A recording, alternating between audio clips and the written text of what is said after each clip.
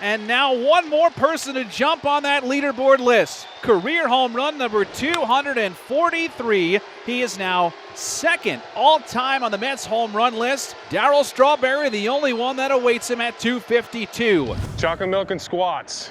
That's the secret.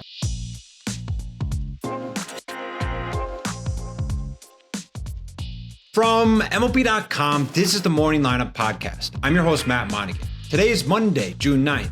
And listen, if you want to hit lots and lots of home runs, do squats and drink chocolate milk. You know what? Forget the squats. Just drink chocolate milk every day. Pete Alonso, the polar bear, is on fire and passed a Met legend to get the second on the franchise home run list. The Tigers are really good. I want to make sure you know that. Paul Skeens, also really good. He did something to the Phillies that hasn't been done in a decade. Plus, Aaron Judge hit 2 more home runs, and the Yankees lost to the Red Sox. Since June 1st, Pete Alonso has been hot. Usually not a good thing for a polar bear, but good for this one. He had 4 dingers and 12 RBIs heading into this weekend series. And you know a place that's good to go when you want to stay hot as a hitter? Colorado. Alonso didn't homer in either of the first 2 games, both Mets wins, but he made up for it on Sunday. In the 3rd inning, see ya. Now Pete drives one deep to left center field. Beck goes back, takes a look, and it's out of here! Pete Alonso with a 2-run homer, his 16th of the year. And with that home run, he ties David Wright for second place on the Mets all-time home run list. His 16th of the season tied him with David Wright for second on the Mets all-time home run list with 242. And Pete just couldn't wait for another game to surpass the most recent Mets captain. Cue the 8th inning. And Alonso drives one to deep left field, back toward the corner, it is out of here. Pete Alonso strikes again, his second home run of the day. Wow. He goes past David Wright into second place all by himself on the Mets all-time home run list. 243 home runs, now just 9 away from passing all-time dinger leader Darryl Strawberry. He might do it by next weekend. Alonso now has 17 homers, a league-leading 61 RBIs, and is hitting .301 with a .990 OPS. He also now has 6 homers and 18 RBIs in June.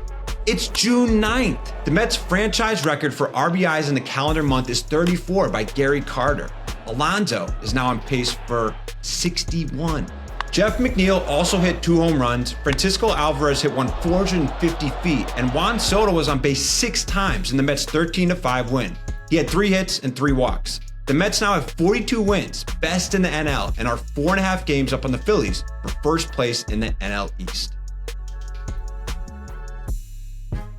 From polar bears, we move on to Tigers and Cubs. 2 historic teams, 2 teams that have been the best in baseball this year, and 2 teams with nicknames that could possibly eat you. Could a bear cub eat you? I don't know. Go pet one and find out.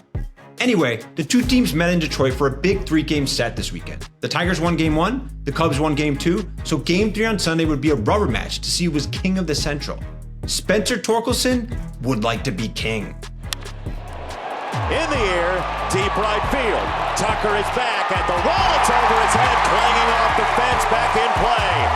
Torque nearly sent it out of here. He'll settle for a 2-run double. King Torque got the Tigers offense started with a 2 RBI double in the first to make it 2-0. In the 5th, Riley Green also wanted to be king, and he also hit a 2 RBI double. 4-0 Tigers, and that was plenty of support for starter Jack Flaherty, who's been magnificent of late. He probably would have been fine with just 1 run. 1-2, got him. Another punch out to tie the season high. 6 shutout innings, 9 Ks while giving up just 2 measly hits. Flaherty has now gone 6 innings while allowing 1 run or fewer in 3 straight starts, matching the longest such stretch of his career. Overall, he's 5-6 with a 3.41 ERA and 85 Ks, good for 5th best in the AL. The Cubs did threaten with runners on, but when Ian Happ tried to score on a Pete Crow Armstrong single, he must have forgotten about the arm of Kerry Bonds Carpenter in right field. Pete Crow Armstrong fishes that out and drops it into right field. Carpenter's up with it. Here comes Happ around third. Throw is there. He is out. Kerry got his man. A dagger from right field. A 4-0 statement series win for the gritty Tigers over the Cubs. They're now 43-24 and are, and pretty much have been, the best team in baseball. Paul Skeens was electric. What else is new? And he helped the Pirates do something they haven't done to the Phillies in 10 years. That's after the break.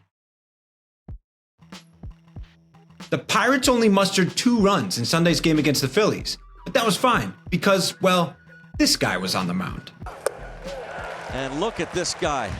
Paul Skeens, 7 strikeouts. Paulie swing bada bada, Paulie fastballs, Paul Skeens. The fireballing righty gave up just 1 unearned run and 2 hits over 7 2/3 innings while striking out 7 in the Pirates' 2-1 victory.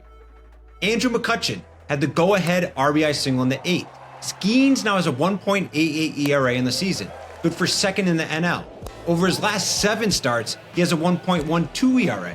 That's even better, at least according to my math. And with the win, the Pirates sweep their in-state rival Phillies. Their first sweep of the Phillies since 2015. I think this means Pittsburghians get to eat at Wawa for free the rest of the season. Tell them I sent you, you Yinzers.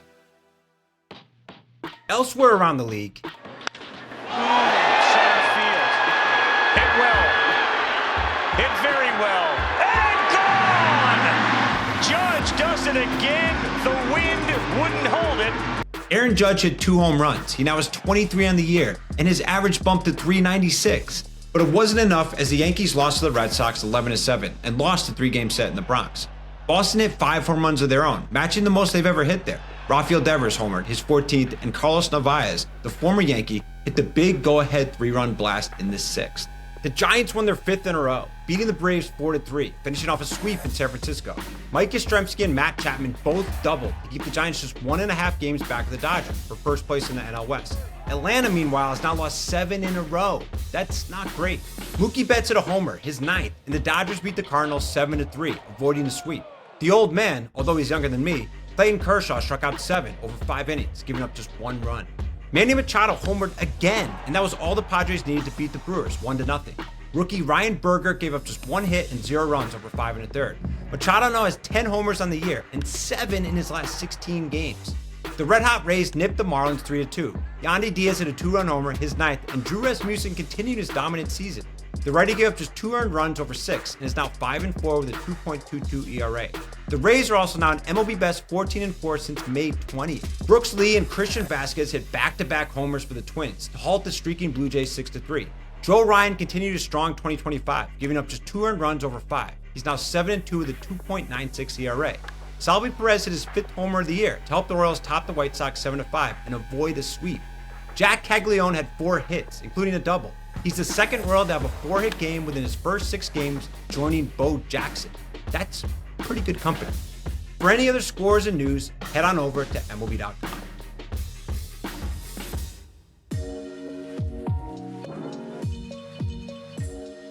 That's all for today's morning lineup. Anthony Castrovince will be back with you tomorrow on the pod. A big series starting up tonight. The Dodgers versus the Padres. The 2 NL West rivals, currently separated by 1 game, will face off in Game 1 at 9:40 p.m. Eastern. Nick Pivetta versus Dustin May. The battle for the best tacos in California is on the line. As always, please don't forget to leave us a rating and a review, share this podcast with the baseball lovers in your life, and enjoy your Monday.